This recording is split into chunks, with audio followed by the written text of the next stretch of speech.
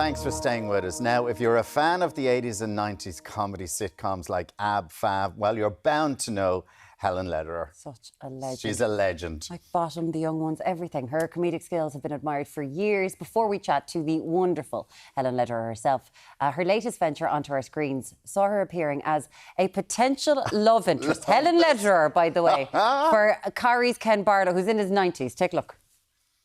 Love it. Good morning, Helen Lederer. It's lovely to have you here. How are you doing? Oh, I'm reliving that moment. Do you think I was a little bit too keen? Cards on the table. I don't know. William looks fantastic. It's unbelievable. How did you feel when you got the call going, how are you? Will you flirt with Ken Barlow? Oh, yes. No question asked. I mean, when you get the call for Corrie, you jump, do you not? And, oh, he's so gorgeous. A lovely head of hair.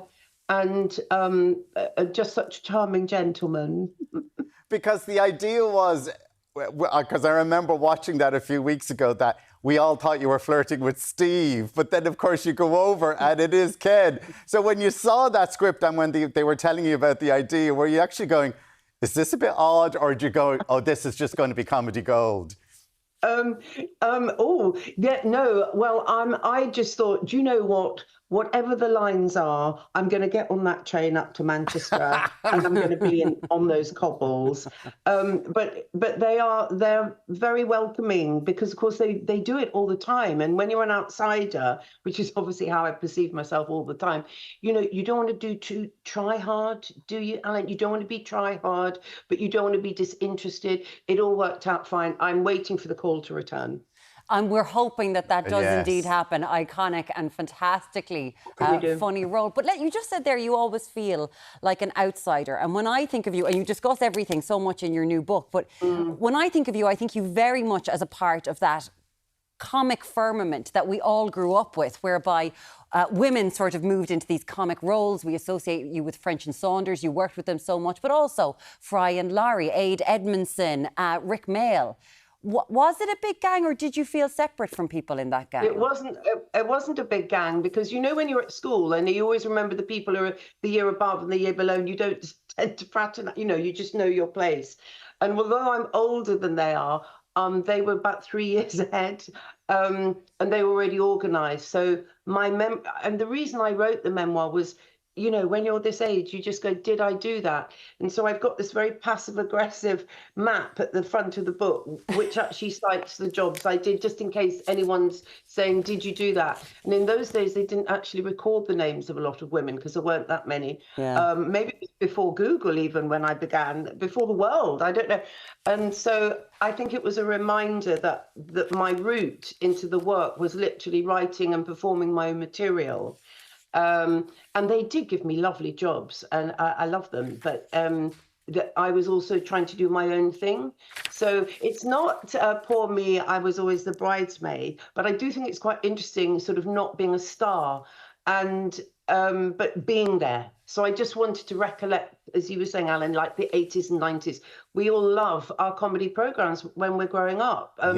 You know, I did Monty Python. I did it because I'm old. You know, when you're in the playground, that bonding thing of, did you see that person? You know what I mean? And Ab Fab obviously made so many people happy. I was very lucky to, you know, have a little part in that. And we'll get onto that in a minute, but your memoir is called Not That I'm Bitter, and you talk about in the book about being in the wrong place at the wrong time, or the right place at the wrong time, or the right, like all of these things that happened to you, and then how it was in the 80s, that it was 3 women, French Saunders and Victoria Wood, they were being championed, they'd reached there, that was it, we've done 3, we're very forward, we don't need you anymore. And then the kind of time of, you know, how it was like, what was perceived and what you were meant to do to kind of get cast. Yes. No, and I do worry about not that, because it's intended as a kind of ironic, you know, when you say a thing to someone and then they laugh, because obviously there's going to be a bit of not that I'm bitter, but, you know, as a kind of jokey way of communicating. But I, you know, I love the women, I love their work. And of course now, as you would know, Marion, it's completely different. You can't move for brilliant women. I was on the radio with a sort of 40-year-old. These women are really brain boxes, and they just are confident, and it's normal to suggest that you would write and perform and get to commission. But in those days, it just wasn't that. Or I was rubbish. I do allow for the thought that I might have been rubbish as well. So but it was doing something. I didn't do it because it was unusual. Remember when you were young and you just want to do it madly? I just wanted to be a stand-up comedian, but I didn't know that was the word. I just wanted to write and perform. So I went and do your stuff, which you do brilliantly. And of course, then one of the biggest hits for you, and we did mention it there, was Ab Fab. But you write so beautifully in the book about, like, you've developed such a wonderful friendship over the years. But that day one in the first reading, when you walked in, you really did feel like the outsider, because all these stars were there and you sort of shuffled into the room and went, hello. Oh my God. Absolutely. And you sort of stand by the tea urn and look really busy for as long as possible. And then you just go, I'll have a biscuit. That will take up a bit of time. And of course, and all of their names began with J. I mean, they were lovely and delightful and amazing. But it is that thing, you know, it's like when you turn up for a party on your own, it's like filling the space. I find these things very amusing looking back. But the good thing was that the man at the desk ticked my name off on a clipboard when I arrived. So that was my biggest moment. But yeah, somebody rang ahead. I am supposed to be here. And my character does have a name, Catriona, which is a plus. Because when I did Naked Video, I don't know if you saw that, I was girl at the bar. So I did like 5 series of that, but I was never a name. No, too much to have a name. And that was like 10 years before Bridget Jones. So yes, not that I'm bitter. Yes, is it bitter?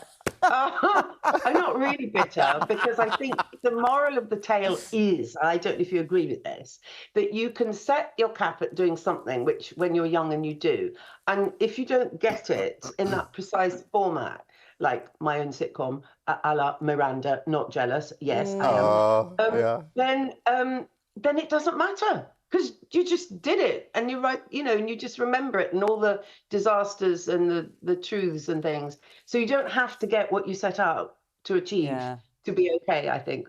I suppose in that regard, I can understand why you'd be like, oh, you know, women are getting their own sitcoms now. They're doing what I was doing, but it just wasn't allowed. How do you feel about the fact, and I hate to say this, but like, you have paved the way? Oh, well, it is said. But you see, I'm not a complacent person. So when I set out to do that, I'm not really that nice. So I didn't go, I really must do a nice thing for the future generation, and I shall do it now and suffer accordingly. I didn't do that. But it seems historically, one looks back and you just, honestly, looking back now, and the questions people are asking me now, because the book's only just out, I'm kind of trying to stick to my gun, saying this is how it was in the 80s and 90s. It's not criticism, it's just how it is. But one thing I did do in an angry sort of way was set up Comedy Women in Print Prize, because they didn't have mentors. I mean, mentor was not a word. I think it's just been invented in the last few weeks. So so I did set up a prize to encourage a platform for witty women to write fiction. And I've heard that Ireland reads more than anyone else. You are a reading nation. And also you like to read in your sitting rooms, and fewer people like to read in bed. I just found that statistic this morning to share with you. And we do appreciate it. When it comes to per capita, tea, we're per capita, we drink the most tea and we read the most books. We're very proud of ourselves. I love it. So Helen, I mean, if you're a fan, as we said at the start, if you're a fan growing up in the 80s and 90s and in all the work you did, it's just a lovely read, and you just get to know people and I love the behind the scenes stuff, and you really bring it to life beautifully. It is fantastic. I'm glad. That was my hope. My hope is, yes, there's ugly bits, not pretty bits in it, because I'd be told off if I didn't put that in. But really, I just want people to laugh at the writing, and there's no horrible stuff. You get to, as you do, get to know some of the people through some of the conversations. It's fascinating, the pre-Me Too movement, how things were done. Your mother worked in Bletchley Park, your life in university, being at the Edinburgh Fringe. It is absolutely fascinating, a brilliant memoir and so enjoyable, especially you're behind the scenes of reality TV, Yes, yeah. doing Big Brother, Big doing Brother, Splash. yes. It's so Big good. Brother, yeah. Yeah. She's going. She's gone. The book is called Not That I'm Bitter. Incredible memoir. Helen Lederer, thank you so much for joining us this morning. I've loved it. Thank you so much.